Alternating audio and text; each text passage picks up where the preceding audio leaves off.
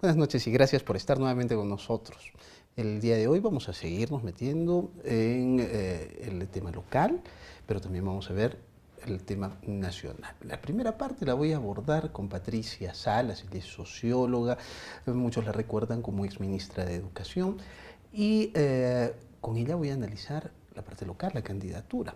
Este balotaje donde parece que no son dos, sino tres los candidatos. Javier Ismodes, Cáceres Lica y el voto en blanco, que parece en algunos momentos ganar terreno, aunque no lo suficientes como para poder anular una elección.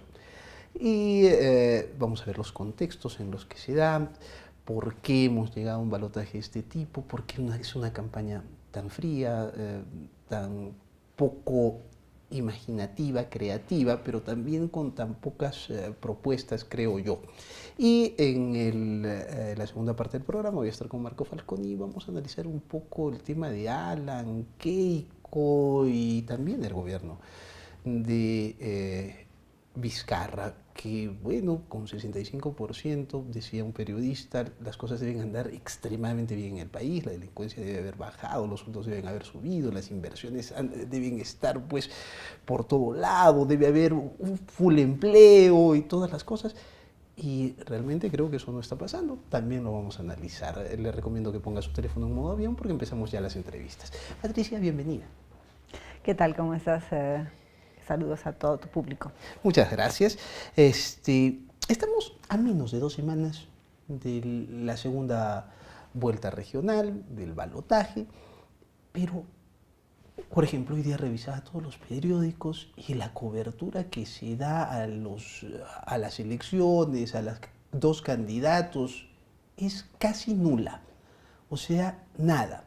Se han hecho algunos, no sé, debates, foros o cosas, pero parece haber sido hechas para el público que estaba ahí, o sea, 100 personas, 200 personas.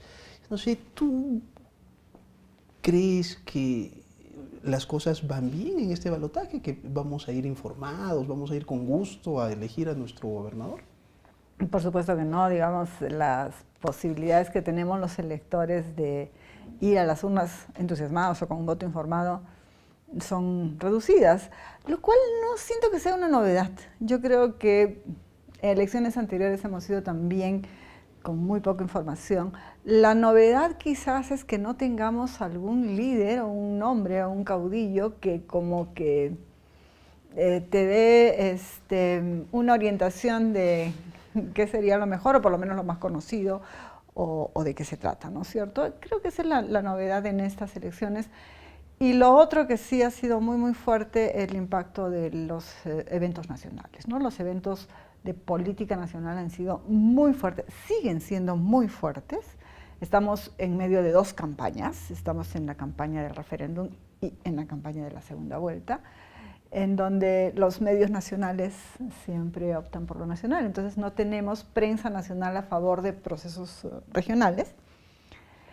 En los procesos regionales o locales que se dan a nivel nacional, quieras o no, la prensa nacional, sea porque está abocada solamente en Lima, todo el mundo se entera que hay elecciones locales y regionales, hoy día no hay elección en Lima, entonces el resto del país le interesa la verdad muy poco a los medios nacionales y cada día tenemos un destape o un tema nuevo también en la política nacional. Entonces yo creo que eso es lo que ha hecho que esté tan fría la campaña como tú le dices, ¿no?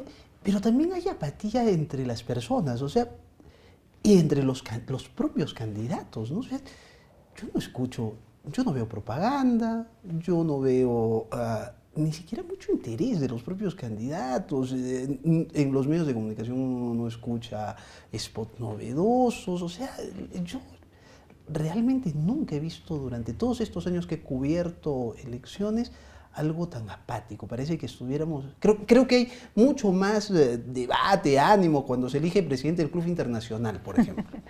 Bueno, es un cierto grupo también, ¿no? Muy, muy reducido. Un señor, digamos, con el que conversamos hace un tiempo, decía algo que me pareció interesante para poner en la mesa. También deben estar tan asustados que les descubran de dónde viene la plata de campaña, que deben ser campañas bastante más modestas que muchas otras, ¿no? Porque lo que ha devenido de la política nacional es precisamente el tema de cómo se han financiado las campañas. No sé cuánto impacta esto, pero debe haber tenido su cuota de cuidado tanto de los propios candidatos como de las probables financieras, digamos, o los probables financistas de las campañas. Cierto, todo está como muy en agua tibia, ¿no? Todo está como muy acomodado, cuando eventualmente es una de las campañas de mayor incertidumbre que tenemos en la región. Casi siempre en la región hemos tenido una cosa medianamente definida, inclusive cuando teníamos dos candidatos cerca, uno veía que eran como opciones parecidas. Esta vez tenemos opciones cualitativamente diferentes, con matices bien diferentes entre uno y otro, desde digamos, los estilos personales hasta las cosas que se han dicho, ¿no es cierto? Hay Cáceres Lica queriendo parecerse a una cosa más tipo Evo Morales, digamos, hasta en el traje, ¿no? Ismodes tratando de parecer lo seguro, lo que ya sabemos cómo es y que es la certeza de una cierta continuidad, pero ambos en una marea de desprestigio muy fuerte. Si lo que ha circulado en los medios, los convencionales y los no convencionales, incluso en el boca a boca, es algún elemento que desprestigia a cualquiera de los dos. ¿Qué nos ha llevado, crees tú, a elegir entre ellos? Porque había más, ¿no es cierto? Bueno, a que nosotros en la ciudad no tenemos, en la ciudad, en la región, y casi se puede decir en el país, hace rato que no tenemos debates programáticos, hace rato que no tenemos rutas importantes sobre las cuales discutir. Estamos discutiendo en Majes si hay adenda o no hay adenda, pero no estamos discutiendo en Majes qué va a impactar eso en la configuración regional. ¿Qué va a pasar con la ciudad de Arequipa cuando Majes esté en funcionamiento? ¿Qué va a pasar con la producción, con la industria? ¿Qué está pasando actualmente con La Joya, el Pedregal? Son dinámicas económicas, sociales, urbanas y rurales a la vez, que están fuera de la vista de las personas que vivimos, ya no digamos del río para acá, sino del 48 para acá, ¿no es cierto? O de Uchumayo para aquí. Entonces, aquí estamos en otra dinámica, estamos en la lógica de la seguridad ciudadana, el transporte urbano, etcétera, pero la dinámica de la región siempre ha sido una cosa bastante desconocida y hace rato no estamos discutiendo nada acerca de la región. Entonces, es fácil entender que los propios candidatos no tengan ninguna propuesta interesante, novedosa, llamativa, que haga que haya una corriente de la población en uno u otro sentido. La desilusión por los temas de corrupción en la población es muy, muy fuerte en el sistema democrático en general, el electoral en particular, entonces ahí también hay un rebote, creo que no hay que perder de vista, ¿no? En tu percepción, Ismodes y Cáceres eran los que debieron pasar al balotaje. ¿Hubieras preferido otros? Mira, no lo sé, lo que pasa es que teníamos una cosa como una suerte de empate técnico, ¿no? No había opciones como muy diferentes, que hicieran, que marcaran una pauta particular. No eran mis preferidos tampoco, pero mi preferido también estaba varios metros por detrás de en la carrera. Entonces, creo que Ismodes y Lica de todas maneras traían un capital político o de imagen más trabajado y de más tiempo, entonces se les conocía más, entonces era, digamos, de alguna manera esperable, porque son estos los personajes que pasan. Recordemos que las elecciones hace muchos años han dejado de ser programáticas, de propuestas o de partidos, son de persona. Entonces lo que la persona le inspira al electorado es lo que es y nada más. Entonces, creo que estoy tratando de recordar el resto de candidatos. Ni siquiera, ¿no? Creo Eran tantos que sí, pero uno puede recordarnos 5 o 6, ¿no es cierto? Pero creo que estos eran los que tenían como mayor posibilidad de recordación en el electorado y eso es algo que los ha llevado a donde los ha llevado, ¿no es cierto? Tenemos que ir a una pausa comercial. Estoy con Patricia Salas, socióloga. Cuando regresemos pretendo preguntarle sobre la tercera opción, voto blanco, nulo, en vez de Cáceres o Ismodes. Entonces, tras la pausa hablamos de eso.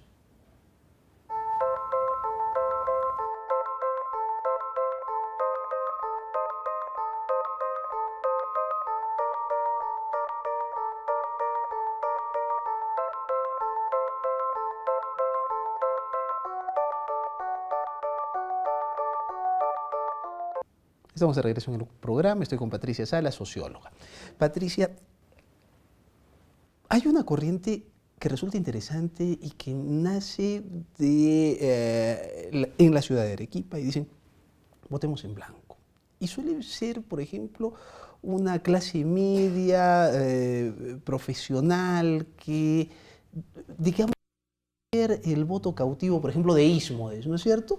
Pero hay gente que empieza a decir eso, no hay que votar en blanco, vayamos a tratar de anular las elecciones, cosas por el estilo. ¿Qué te parece a ti esa alternativa?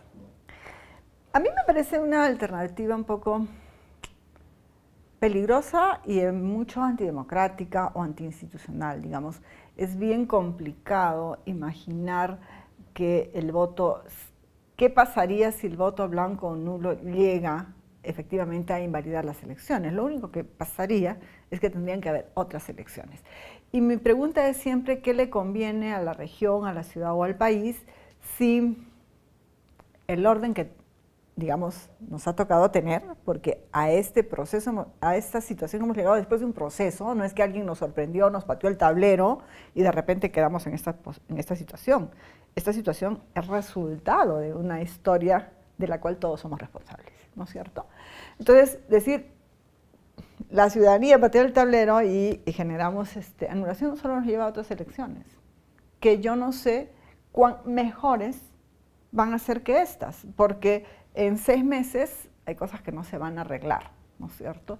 Necesitaríamos, no sé, pues cosas extraordinarias para eso, imaginar que la campaña la vamos a hacer, ¿quiénes? Los ciudadanos, o para ver una lógica como más meritocrática. Sí, déjame terminar la idea. Sí me parece interesante que una carga fuerte, mayor a la superior, que ha sido en el anterior proceso ha sido el doble de lo que tradicionalmente era, le dé también un mensaje claro a los candidatos y a quien va a ser el gobernador regional, de que no las tiene todas consigo.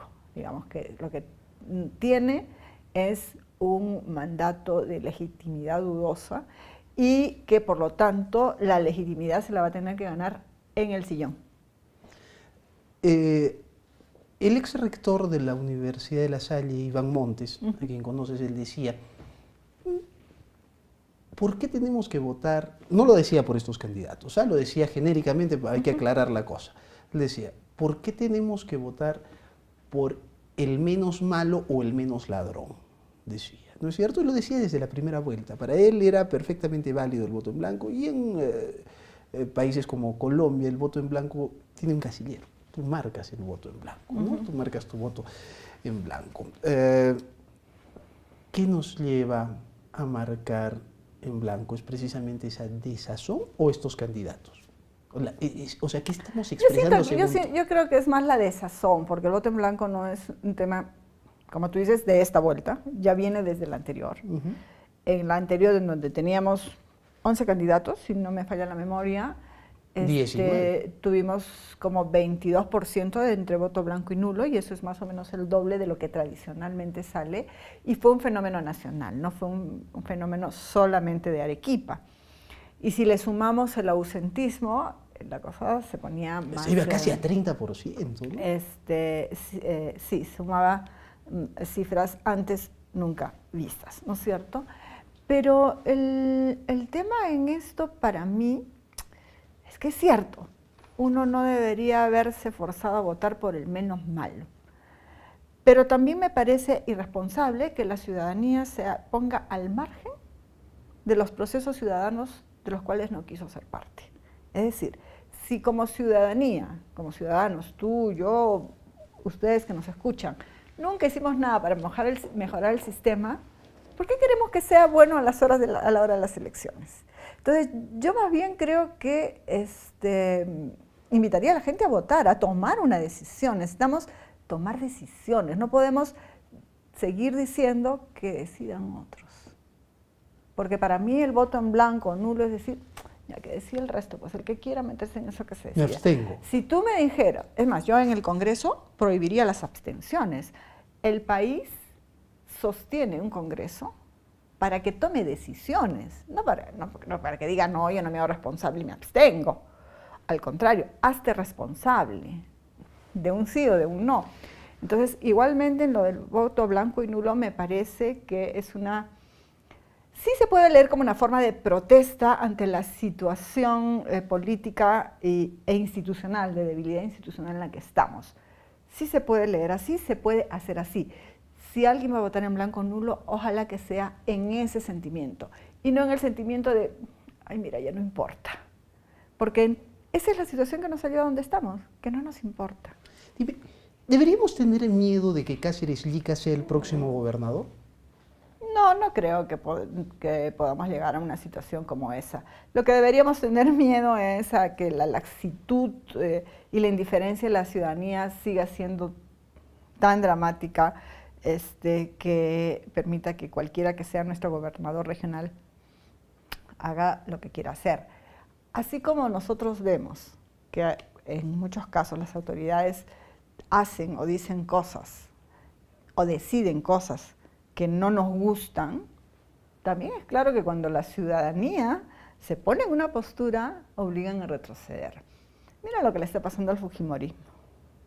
Con 72%, 60 y tantos % en el Congreso, ha destrozado su capital político de una manera espantosa, ¿no es cierto? Y lo ha hecho ante la ciudadanía. La ciudadanía lo repudia ahora. Entonces la ciudadanía puede contener cosas siempre y cuando tenga un sentido colectivo de algunas cosas y ojalá podamos tener algunas instituciones, movimientos ciudadanos y ojalá más adelante partidos políticos que nos permitan tener debates, posturas, información sobre las cosas, ¿no? Entonces, hay una irresponsabilidad tan grande respecto a la información. En la mañana yo veía en un canal nacional que hablaban de colegios públicos y privados y había una cola para matricular niños. Y la señora, la entrevistada, que era una institución del Estado, decía que claro, hay cola porque nos falta infraestructura educativa. En el Perú sobra la infraestructura educativa, tanto el sector público como el privado. Hay otros problemas, pero no tenemos el mínimo de preocupación por decir, a ver, ¿en qué consiste el problema? Y se me imagina cualquier cosa. Y era la funcionaria de Indecopi. Indecopi es la institución que defiende al consumidor.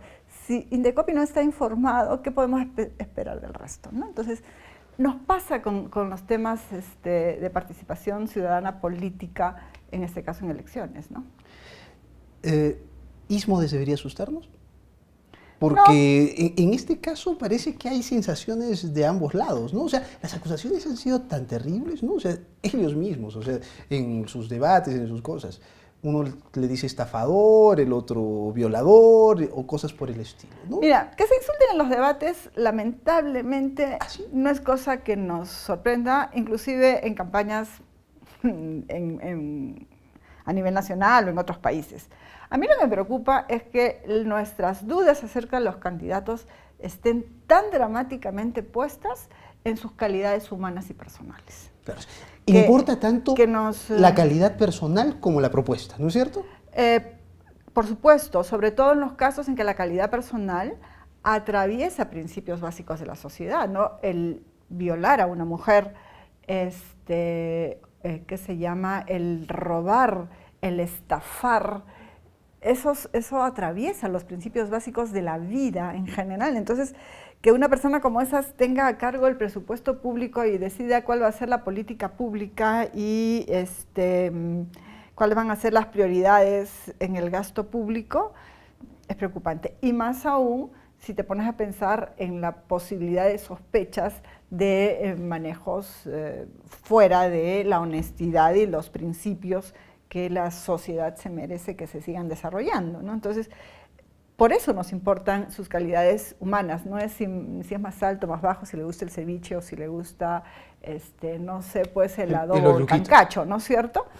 Eso es lo de menos, eso es irrelevante en sus calidades personales. Pero esas calidades humanas que atraviesan principios fundamentales sí son preocupantes, y sí hay algo que es horrible en nuestras elecciones, es que esas sean las dudas que tengamos con nuestros candidatos. Ni siquiera ya nos preocupa qué propuesta tienen, sino los principios desde los cuales se configura su calidad humana, ¿no?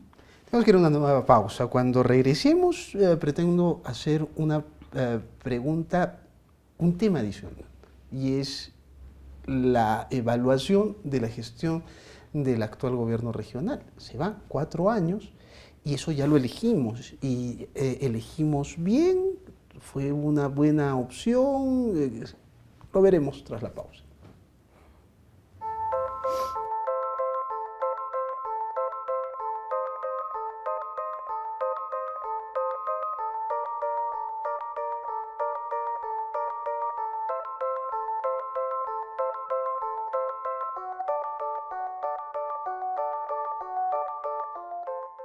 Estamos de regreso en el programa, estoy con Patricia Salas, socióloga, ustedes la recuerdan porque ha sido exministra de Educación, también voy a tocar ese tema. Pero bueno, hemos estado viendo los candidatos, pero nos estamos olvidando de la gestión actual. Está terminando 4 años. Hace 4 años estábamos eligiendo gobernador regional nuevamente, era la persona que iba a suceder a Juan Manuel Guillén, que había estado 8 años. Y elegimos a una mujer bastante joven y cuyo único antecedente era que había sido consejera regional. 4 años después, cuando está a punto de terminar, ¿crees tú que hicimos una buena elección? Yo creo que no fue mala para empezar. Creo que el gobierno de Yamil Osorio, si bien no han logrado grandes rutas de desarrollo, digamos, creo que eso casi no se esperaba de nadie. Después de Guillén, la posibilidad de tener una gran ruta de desarrollo, quien fue la esperanza de una gran ruta de desarrollo fue Guillén, y no fue, tampoco se esperaba. Creo que ha podido hacer bastante más de lo que muchas personas podían esperar de una gestión. Tú has empezado escribiéndola desde los estereotipos, y son precisamente los estereotipos que de alguna manera se antepusieron a un probable desempeño, ¿no? De Yamila Osorio, el ser mujer, el ser joven, el no tener una trayectoria política larga, o anterior por lo menos, ¿no? Entonces, me gusta que se rompan los estereotipos. A mí también me gusta que se sorprendan el tema es esas que cosas. ahora eso se usa mucho como pretexto. Por ejemplo, yo escucho en medios nacionales, Patricia del Río, por ejemplo, en radioprogramas, le dice: Yamila Osorio ha sido sometida a críticas tremendas solo por el hecho de ser mujer, cosas que no se le hubieran criticado, por ejemplo, si hubieran sido hombres. Yo no he sentido eso, yo no he percibido ni una prensa en contra, ni 4 años de perturbaciones. Yo creo que al contrario, bueno, ¿no? Yo sí, por lo menos al principio sí, porque se la trataba de calabacita para abajo, ¿no? Y eso... Bueno, eso en redes sociales, me imagino. Bueno, las redes sociales pues son más sinceras, ¿no? O más sociales. espontáneas y qué sé yo, pero no solamente en redes sociales, ¿no? También en los medios se la trató mucho, hubo mucha descalificación, ¿no es cierto?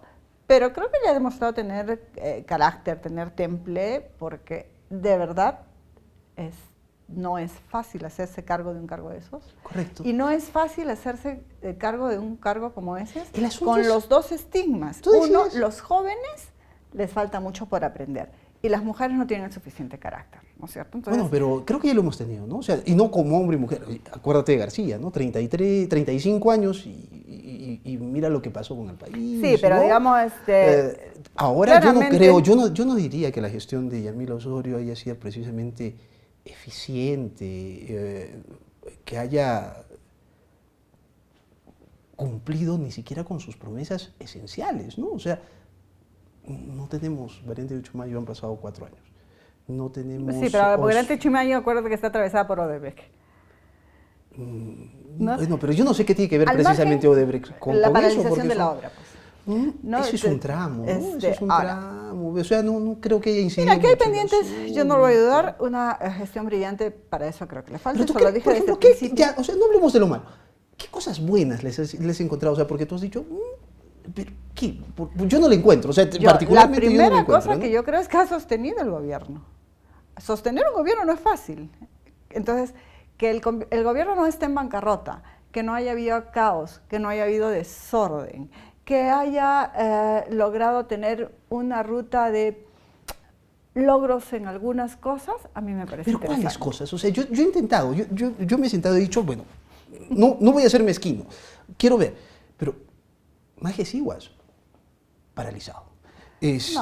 Sus hospitales, ninguno ha sido entregado, no veo nada, o sea, realmente no encuentro el asunto. Ahora, si hemos elegido una gobernadora regional, no un gerente, ¿no es cierto? O sea, como para mantener pero el asunto. El tema de gobernador y gerente es un tema que atraviesa el país entero.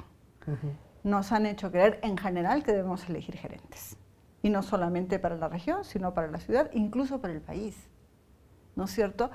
¿Cuál es la medición de eficiencia de los gobiernos? La ejecución presupuestal. Y la ejecución presupuestal efectivamente te dice que has gastado lo que tenías que gastar, pero no te dice si lo que tenías que gastar es en lo que era apropiado para, ¿no es cierto? Entonces, esa es una crítica que le cae a ella y le cae a todos los gobernadores y a todos los alcaldes, incluso presidentes del país, incluso a los anteriores gobernadores. Sí, y a eso quería ir. Entonces, ahí, por ejemplo, hay un tema crítico que como ciudadanía no estamos evaluando lo suficiente y es el periodo gubernamental. El periodo gubernamental es de 4 años y es imposible terminar una obra de envergadura en 4 años. Es imposible, cualquiera que fuera. Por eso, la verdad, yo sí soy partidaria de una reelección consecutiva, solo una. ¿Por qué? Tú entras al gobierno y cuando tú has entrado al gobierno, encuentras que el anterior periodo ha tratado de inaugurar todo lo inaugurable, ¿no es cierto? Inclusive... Lo no terminado. Inclusive lo que le faltaba terminar. Ya, podamos. O que en su primer año va a inaugurar lo que el otro no terminó de inaugurar. Pero eso quiere decir que para empezar no tienes expedientes técnicos. Si no tienes expedientes técnicos no puedes invertir en nada, pero en nada. Entonces, vas a tener que hacer expedientes técnicos. Los expedientes técnicos demoran entre 1 año, año y medio en obras medianas. ¿Qué es una obra mediana? Un hospital, un colegio, alguna infraestructura urbana. Una obra grande te toma 3, 4 a 6 años un expediente técnico. Tipo, Maje Sihuas, digamos. No, Maje Sihuas no, pues olvídate. Eso sería un mega proyecto. Claro, es un mega proyecto y eso tiene un tiempo de maduración de unos 15 o 20 años, ¿no es cierto? Entonces, ¿qué pasa? Hablemos de las medianas. 1 año, 1 año y medio para hacer el expediente técnico. Luego la licitación. La licitación son entre 6 meses y 8 meses. Estamos en el tercer año. Si es que no hay objeciones, además. ¿no? Estamos en el tercer año. Con suerte, a mediados o a finales del tercer año van a empezar sus obras físicas. Por lo tanto, la posibilidad de que las entreguen es la del siguiente gobierno. Entonces, en 4 años, pedir que obras de mediana envergadura, no estoy hablando de las grandes, ¿no es cierto?, estén listas, eso es pésima forma de evaluar. Yo creo que debemos aprender a evaluar tanto a los gobiernos municipales como al gobierno regional desde los servicios permanentes. que están bajo su gestión. Por ejemplo, ¿qué está pasando con seguridad? ¿Qué está pasando con educación? ¿Qué está pasando con salud? Es decir, los servicios públicos que los estás gestionando en el día a día, cuya, ¿qué se llama? Cuya mejora o abandono se van a sentir en función de qué tipo de liderazgo están cumpliendo los gobernantes. Tú dijiste que la gran esperanza que tuvimos de tener un norte hacia el desarrollo fue Juan Manuel Guillén y decepcionó. ¿La influencia de Juan Manuel Guillén no fue buena? O sea, no dejó encaminadas las cosas y nosotros estamos viviendo la resaca de lo que han sido sus 8 años de gobierno regional. Yo no lo diría así, yo diría que él se empeñó en algunas grandes obras, lo de, ¿qué se llama? Lo de la variante Uchumayo, lo de Majesiguas, y en eso él emprendió la gestión que tenía que emprender y llegó hasta donde pudo llegar. Pero lo que no se hizo en su gobierno, y la verdad siempre lo he dicho ya que viene incluso desde la alcaldía, es la noción de futuro de la ciudad, de la región. Él era un líder regional y de la ciudad al que se le preveía una perspectiva, una capacidad de pensamiento estratégico y de poder pensar más allá del presente, ¿no es cierto? Y además tenía un gran prestigio y legitimidad social, es decir, podía articular los diferentes actores de la sociedad, el empresariado, los jóvenes, hasta las madres de familia están dispuestas a ponerse detrás del proyecto que él nos propusiera. Y creo que esa es la parte que o no le dio el tiempo o no lo supo ver, no sé cuál es la razón, que él no supo capitalizar o estructurar qué es lo que hubiera puesto a la ciudad de la región en lógica de futuro, ¿no es cierto? Más allá de las grandes obras que todo lo que es patrimonio histórico de la ciudad cuando era alcalde, todo lo que es el centro urbano de la ciudad que está precioso, digamos, son cosas que él se propuso, sacó adelante. Majes sigue en el rumbo, digamos, ¿no? Bueno, lo de la Panamericana ya sabemos en qué está. Entonces, esas grandes obras que él se propuso, digamos, están en la ruta. Perfecto. ¿No? Tenemos que irnos a una pausa comercial. Cuando regrese voy a estar con Patricia Salas y vamos a analizar el otro contexto, porque el telón de fondo y la competencia de lo que estamos viendo sobre el balotaje, ella misma lo ha definido, son los escenarios nacionales. Y tenemos a Alan García, Keiko Fujimori y el gobierno de Martín Vizcarra. Tras la pausa, analizamos eso.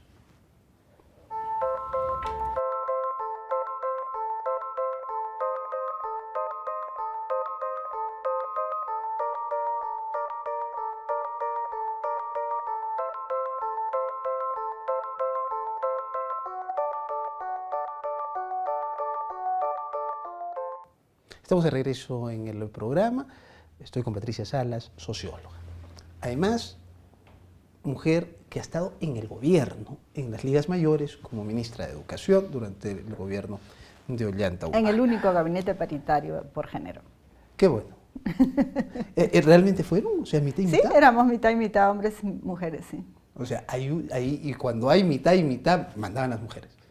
No, yo creo que era un gabinete muy democrático donde discutíamos lo que teníamos que discutir. Empezaré por algo. Hoy día le han devuelto la casa a, bueno, por lo menos ha salido no se le han devuelto físicamente, la noticia de que pero ha salido la resolución, sí. Se ha autorizado y que eso era un evidente abuso. ¿Cómo tomas tú el tema con Ollanta Humala? Porque es increíble, ¿no? Los únicos presidentes que no están acusados de corrupción, enjuiciados, fugados o con medidas restrictivas son los dos que han muerto, Belaúnde y Paniagua, ¿no? Los otros están metidos en la danza, entonces es increíble, ¿no? Bueno, es lamentable para el país, para la sociedad, que esa sea la situación de los presidentes, pero a la verdad también es importante que sea así, que la ciudadanía vea que los presidentes no están al margen de la justicia y que los presidentes vean que no lo están. Yo creo que también es un aprendizaje importante para todos y ojalá que las lecciones que saquemos y lo que logremos organizar después de esto nos lleve a eso, porque la gran crisis que sucedió con los Vladivideos, la corrupción puesta de manifiesto con estas imágenes de Vladimir Montesinos entregando plata a los empresarios que nos causaron náuseas en su momento. Después de eso, muchos de las personas están en la cárcel, pero no supimos organizarnos de tal manera que no nos volviera a suceder. Ya, nos ha sucedido de otra manera. No es el presidente haciendo tráfico de armas con la FARC, ni es el gobierno coimeando al sector privado, que era lo que hacía Vladimiro, ¿no es cierto?, con los medios. Ahora es el sector privado el que está incluso precoimeando, ¿no es cierto?, porque es las campañas electorales son las que están en... Bueno, no debería sorprendernos, eso pasa en todo el mundo, ¿no es cierto? Son las grandes empresarios, las grandes en Estados Unidos. Yo me alegro de que nos sorprendamos. Yo me alegro de que nos sorprendamos porque eso es un indicio de que todavía no lo aceptamos ni como correcto, ni como lo normal, ni como lo que debe ser. Entonces está bien que nos sorprendamos y está bien que lo estemos juzgando. Entonces, y que todo el que tenga que irse a la cárcel tenga que irse a la cárcel, o todo el que tenga que pagar una condena por eso tenga que pagarla. Porque se lo debe al país, se lo debe a la ciudadanía. Ollanta, tú trabajaste con él, tú has estado analizando, inclusive tú firmaste un documento que firmaron muchos ministros o exministros, ¿no es cierto? Y hay algunas personas que estuvieron cerca de su gobierno diciendo, oye, para la mano, o sea, no lo tengas en la cárcel, déjalo. Pidiendo razonabilidad, ¿no?, de la administración. Exactamente, y además las cosas van empezando a funcionar, o sea, una sala ha decidido que la medida de embargarles la casa era abusiva, ¿no? Entonces, ¿tú crees que Ollanta Humala hizo un gobierno corrupto? ¿Que su partido fue corrupto? No, hasta donde yo supe. Yo todo lo que vi, todo lo que me tocó vivir, no tuvo que ver con corrupción. Recuerdo claramente en el Consejo de Ministros decirnos expresamente que la corrupción no era aceptable de ninguna manera en ninguno de nuestros sectores, que cualquier brote que nosotros encontramos en nuestros ministerios, inmediatamente se tomaban las medidas más drásticas que eran posibles. Recuerdo claramente, y así de viva voz dicho, nadie tiene por qué recibir a ninguno de mis familiares. Correcto. ¿No? Ahora, entonces, que luego haya tenido una agenda oculta, eso nunca lo sabré. Correcto. Y al lado estaba Nadine. No. ¿Tenías la misma percepción? O sea, porque, bueno, eso es lo que ahora se vislumbra, es decir, los dos jugaban en pareja, ella recibía el dinero, ella manejaba, bueno, no sé.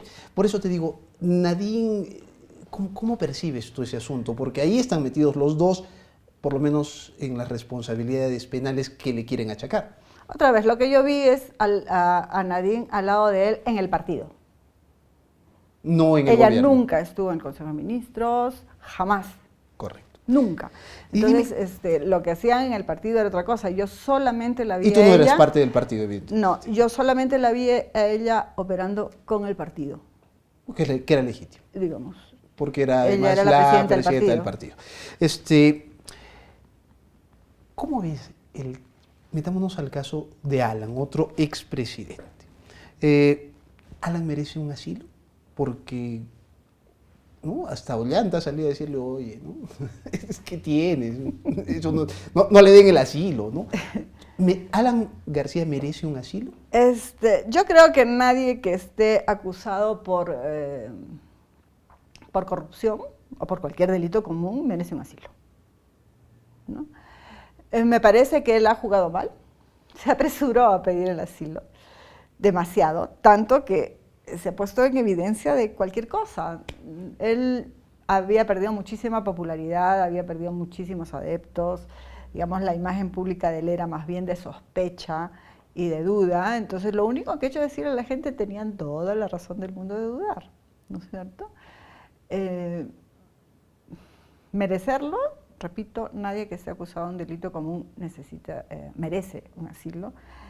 Y tampoco tiene derecho a poner a un país en la posición que está poniendo al Uruguay, ¿no? Esto me parece... El otro asunto es el tema de una persona debe jugárselas, un político debe jugárselas al mártir y aceptar prisiones que después van a ser revocadas, porque Nadine y Ollanta Humala los metieron a la cárcel.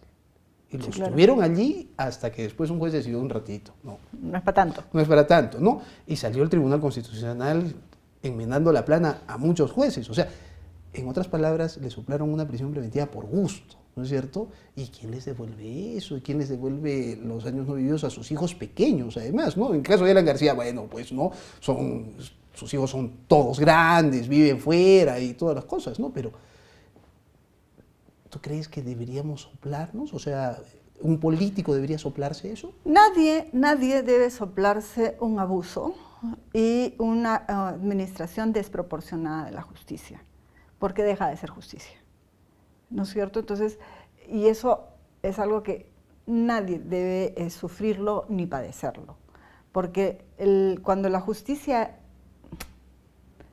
encubre ensañamiento, encubre veneno, encubre venganza, deja de ser justicia.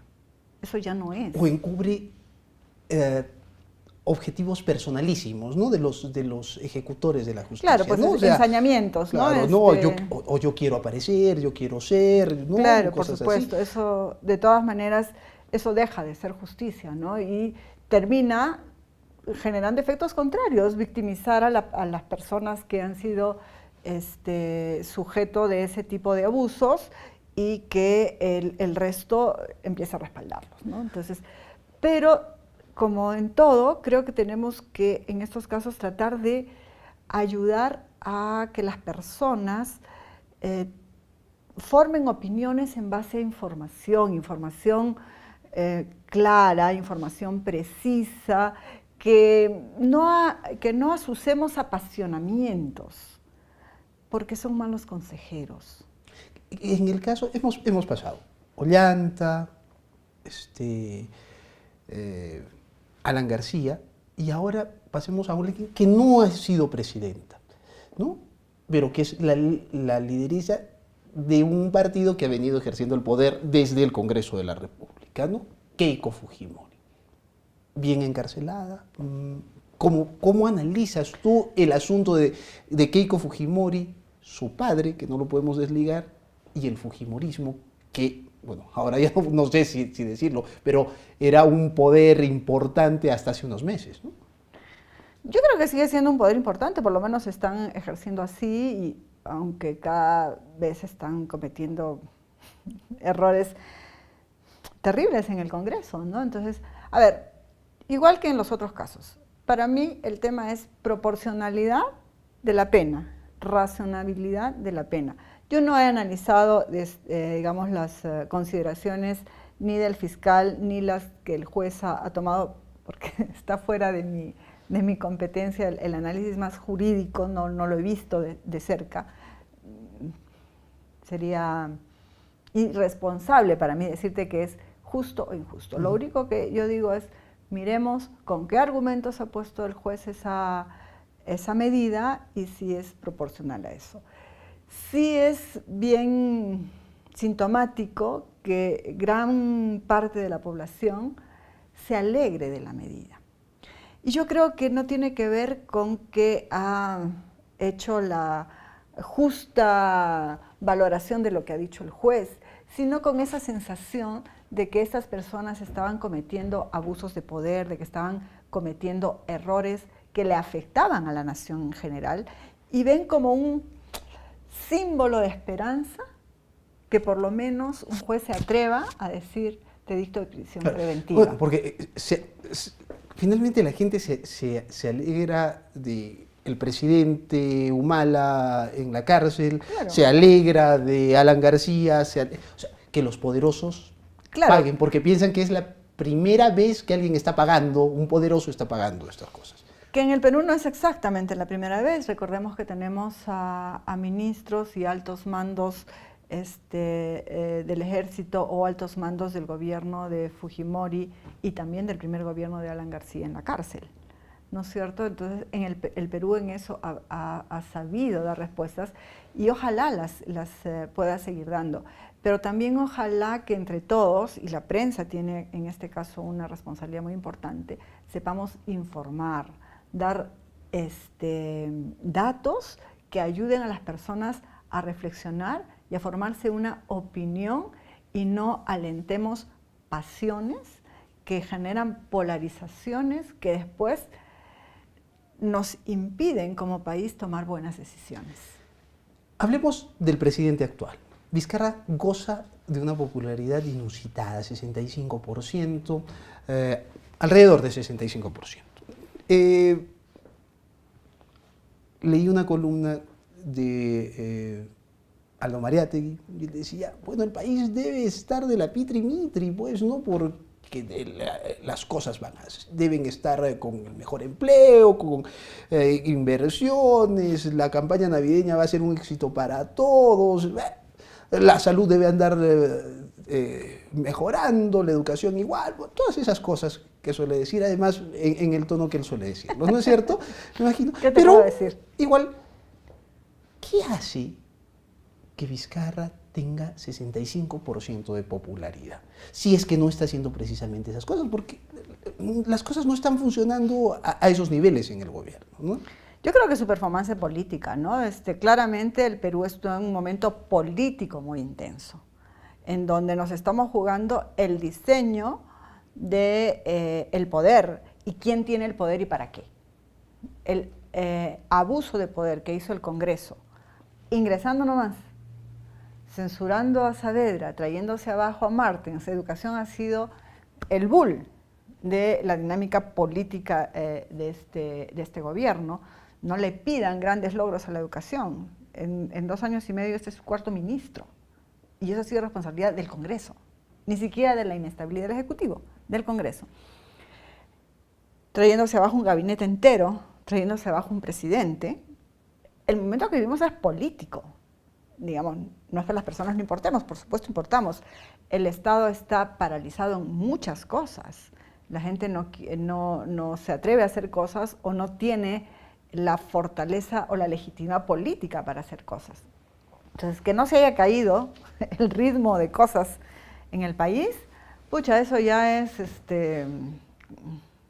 casi un milagro.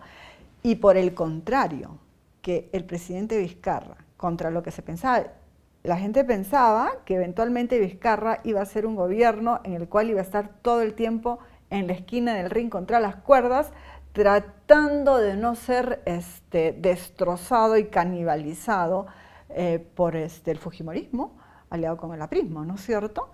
Y por el contrario, ha sabido salir del rincón, ha entrado a la ofensiva y ha hecho sentir que existe equilibrio de poderes. ¿Y tú crees que él va a poder mantener esa performance política y esos niveles hasta finales de su gobierno? ¿Hasta 2021? ¿Mediados de 2021? Lo que hay que saber es hasta dónde se va a necesitar